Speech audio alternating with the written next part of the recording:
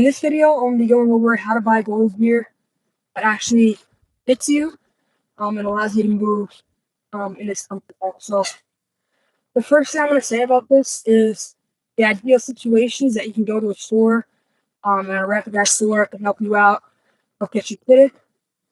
But if you have to order gear online, you're in a place like me where it's really hard to get to a store, especially a store with goalie gear. I'm going to go over how to kind of do that at home and make sure that that gear fits you when it arrives. Right, the first thing I'm going to go over is how to size your pads. Pads are measured basically on a scale. It's going to be some number plus another. So it's going to be like a 32 plus 1. The first number is going to be generally like your ankle to your knee. That's generally how they do it. Sometimes it's split to knee, but most companies do ankle to knee. And that should be specified if you're ordering equipment. Then on top of that, they're gonna base that off you doing a height chart. On top of that, the main thing that I would say is you want your knee when you're in the butterfly to fall in the middle of this knee block right here. This is the inside of what it looks like. But you want your knee to kind of fall in the middle right there with skates on. So your store can't have your skates on. That's okay. But generally, ideally, you're gonna want to skates on. Put the pad on, strap it on, go to the butterfly.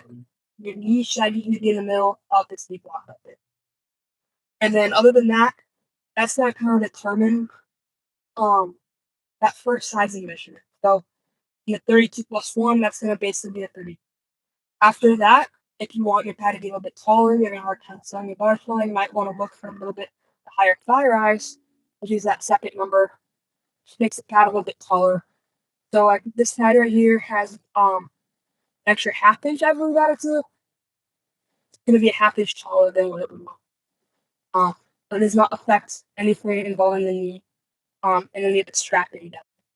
Yeah, so these pads are custom, so generally in the store you're not going to find a half inch thigh rise. But a lot of them, there's a lot of different thigh rise in the store. They're pretty varied, so I wouldn't really worry about that. I also don't think you need custom pads starting out. It's your first set. So if you're buying a pad for yourself, so let's say you're still growing and you're buying a pad for someone who's still growing, another thing I'd recommend is if you purchase a pad with the knee in the middle knee block, you're probably going to grow out of it pretty quickly. And so if you don't want to spend a whole bunch of money on goalie equipment in the store, you might want to have it a little bit towards the bottom of the knee block. So I'm talking about kind of this section right here. The pad is going to be a little big, and it's going to limit movement a little bit. But if you're still growing, you don't have to new pads as often. A lot of other pieces of equipment, like gloves, for example, and blockers, are pretty straightforward based on the size and age category. So this is a senior level glove. So generally, it's going to be a senior size palm associated with the glove. This one in particular, I have an intermediate palm with my hands are a bit small. So basically, whatever size pad you want to land on, if it's an intermediate size pad, you're probably going to want to get an intermediate size glove and blocker, just based on your hand size. And that's pretty much the only way these things work, sizing wise. Again, these pads are pretty straightforward. Skates, this is pretty important. Skates size and shoe size are not the same. Skates are going to have like lower size. So, and this also varies company to company. I would say it's about a 1.5 size down difference. So, I usually wear an 8.5 shoe size, 9 shoe size, and I wear a size 7 skates. So, kind of keep that in mind. Both times you measure what that looks for, like with size charts on the websites. Just don't go out and buy a skate that you're too fast. It's probably gonna be too big. It's gonna be hard to squeeze.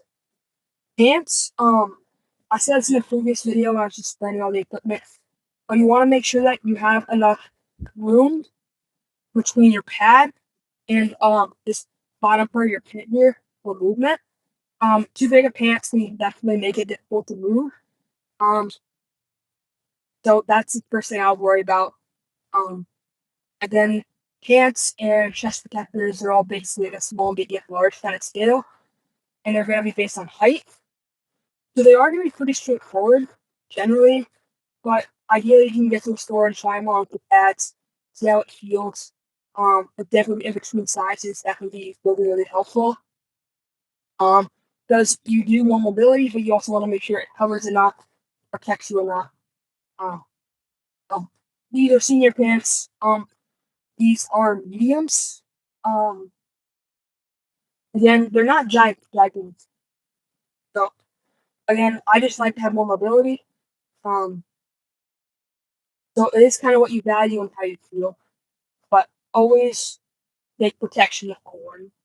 Um, so same thing goes with chest protector.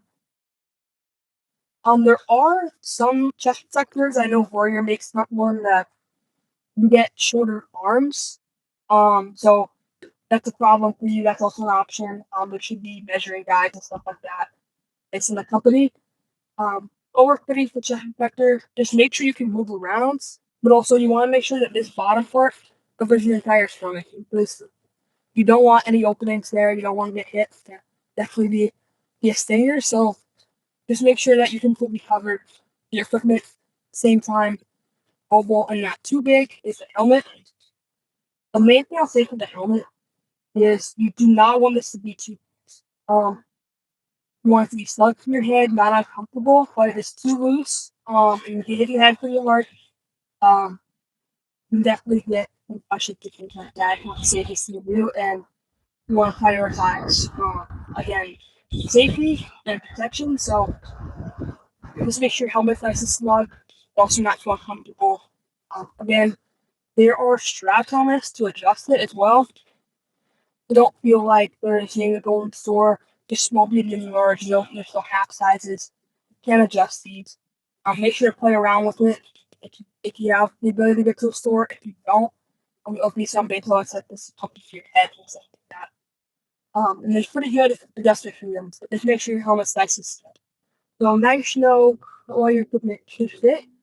Again, ideally, if you can, it's available to you. I would try and get to the store. We'll try to put it on and have an employee to help you out. But if you don't have that option, um, you really have to rely on our sites and guides online from the companies and order your equipment online.